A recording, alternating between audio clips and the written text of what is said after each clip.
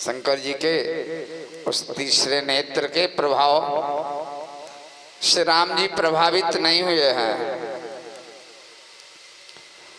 सुरसेनप उर बहुत उछाहू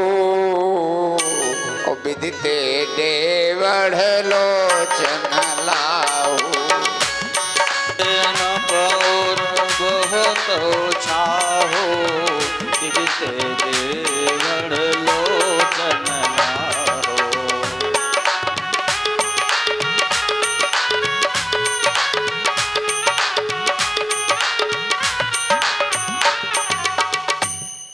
देखो आज दशरथ जी जो बारात राम जी की लेकर गए हैं, ऐसी बारात आज तक कोई हुई नहीं है। दूसरी कोई हुई हो तो बताओ।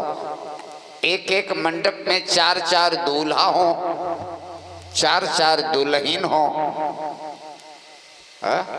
एक ही दूल्हा दुल्हन को विवाह हमने होते देखे हैं, लेकिन यहाँ एक मंडप में चार दुल्हन के विवाह हो रहे हैं। और साधारण कोई आचार्य विवाह करवाता है, इनके यहाँ ब्रह्मा जी विवाह करवा रहे हैं, इनके यहाँ वशिष्ठ जी विवाह करवा रहे हैं, इनके यहाँ सतानंद जी विवाह करवा रहे हैं। ऐसे आचार्य कहाँ मिलेंगे। तुलसीदास जी लिख रहे हैं, सकल भांति समसाज समाजो और सम समधि देखे हम आजू।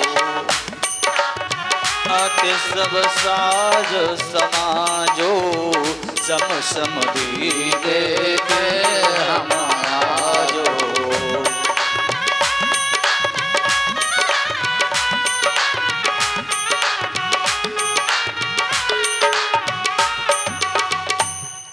ये सम समधि क्यों है? देखो बिल्कुल समानता है दशरथ जी की और जनक की। अच्छा, जनक जी की नगरी का क्या नाम है? जनकपुरी।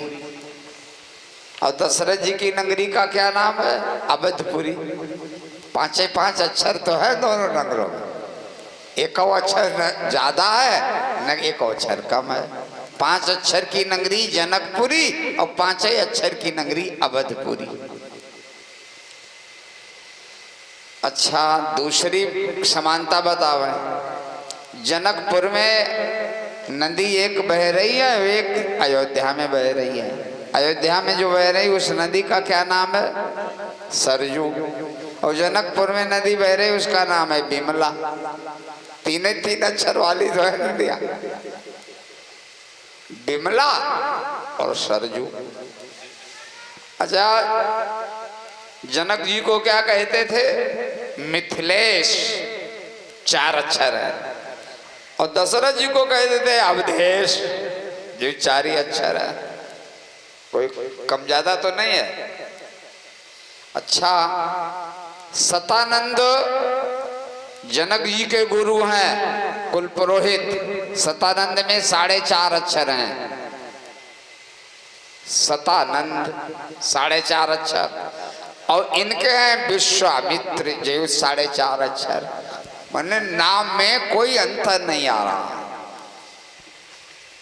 अच्छा, राम जी का विवाह 2 अक्षर है। राम में विवाह किससे हुआ? सीता से। उन्हों को 2 अक्षर, राम सीता।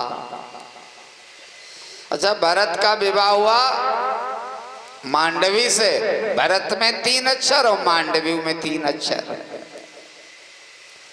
लक्ष्मण में 3.5 अक्षर और इनकी पत्नी उर्मिला में भी 3.5 अक्षर। एक तो आधा अक्षर तो दाएं बाएं नहीं हो रहा है। अच्छा, शत्रुघ्न 4 अक्षर और इनकी पत्नी श्रुतिकीर्ति 4 अक्षर। कोई अंतर नहीं। राम जी का वंश रघु 2 अक्षर रघु। और जनक जी का वंश निमि 2 अक्षर, निमि वंश और रघु वंश। अच्छा, राम जी 4 भाई और सीता 4 बहन है।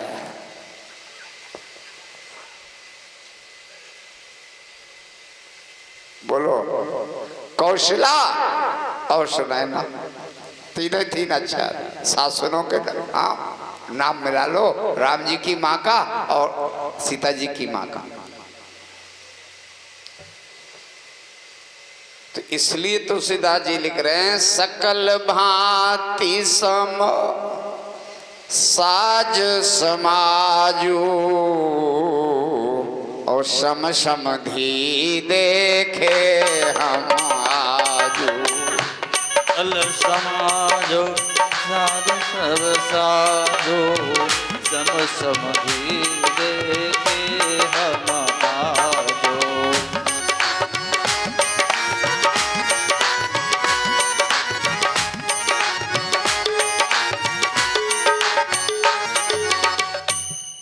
अब बारात का सम्मान हो रहा है। इधर वशिष्ठ जी आदेश दे रहे हैं अब विवाह का कार्यक्रम संपन्न होना चाहिए। बहुरी वशिष्ठ दीन अनुशासना बर दुल्हिनी बैठे एक आसन। बहुरी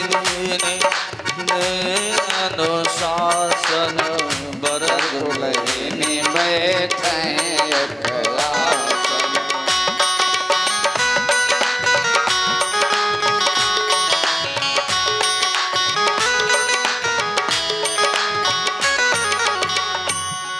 आज वशिष्ठ जी आदेश दे रहे हैं दूल्हा चारों आवे और चारों दुल्हन भी आवे।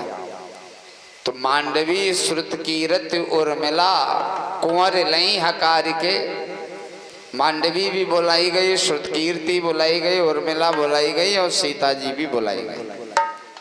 चारों बहुएं आ गई हैं और चारों दूल्हा आ गए हैं।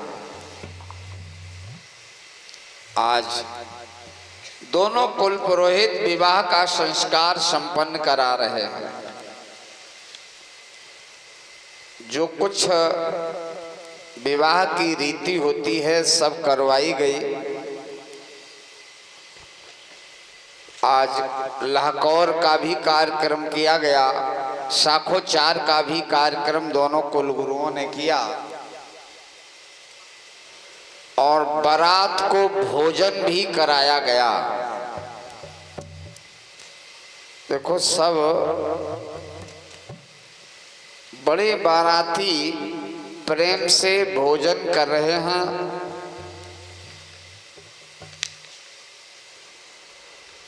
समय सुहावनी गारी बिराजा हसत राव सोने सहित समाजा। समय गारे बिराजा तो सत सारू राजा।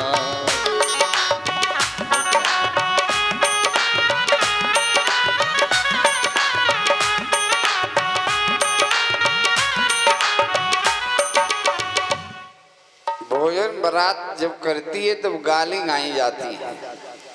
हमने एक दिन बताया था गाली एक ऐसी है जिन पर गोली चल जाती है और एक गाली ऐसी है जिन पर डोली उठती है। ये बारात वाली गाली प्रेम की गाली होती है।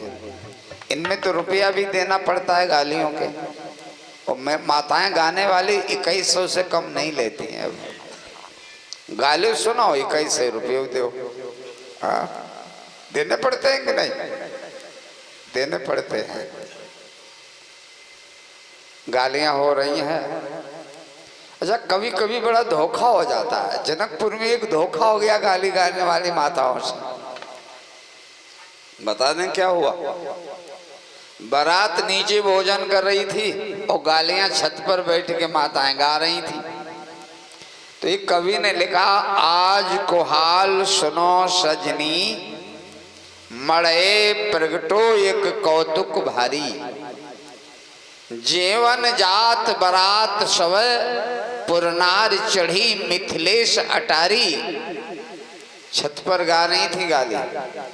देख के राम को रूप भई भ्रमवश सब गावन हारी। राम जी का रूप देखा तो गाने वाली माताएं वे अपनी शुद्ध बुद्ध भूल गईं और भूल गईं अवधेश को नाम और देने लगी मिथिलेश का गारी।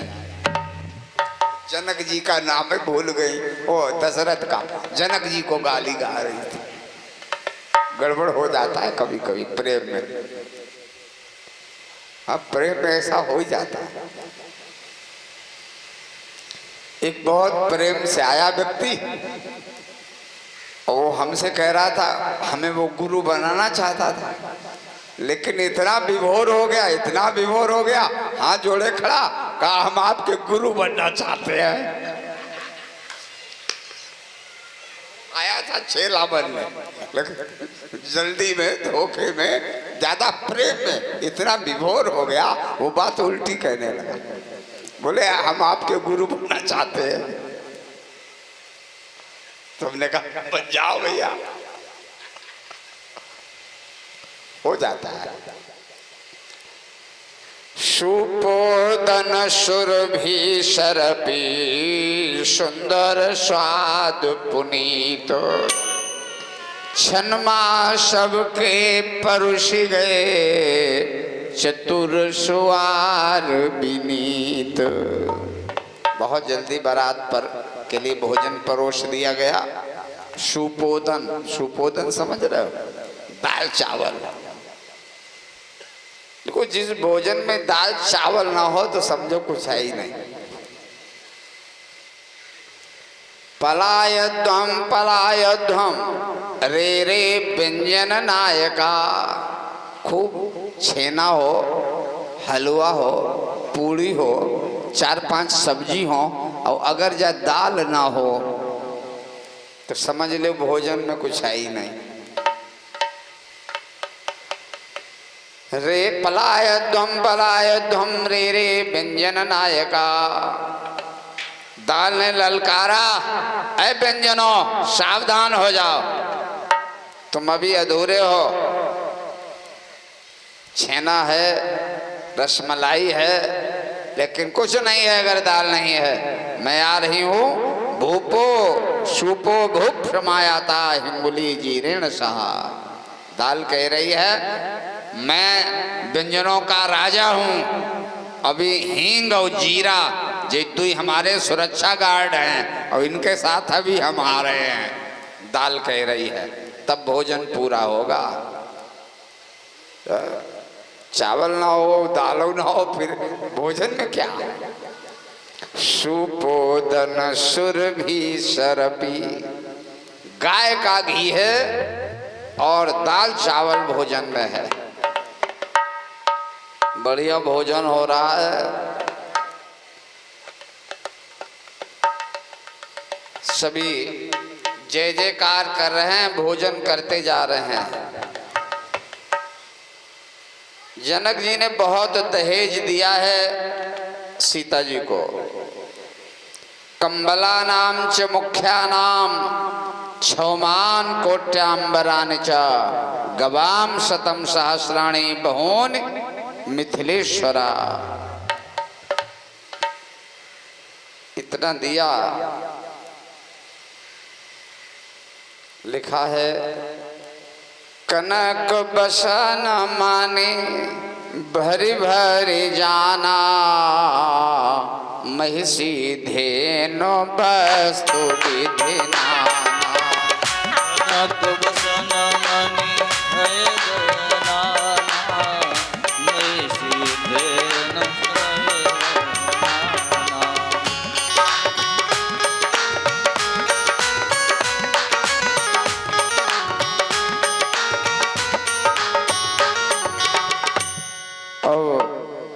दहेज दिया गया। राम जी और सीता अपने माता पिता से, जनक से, सुनैना से विदाई ले रहे हैं। राम विदा मांगत कर जोरी, कीन प्रणाम बहोरी बहोरी। राम विदा शरणागत कर जोरी तीन प्रणाम गोरी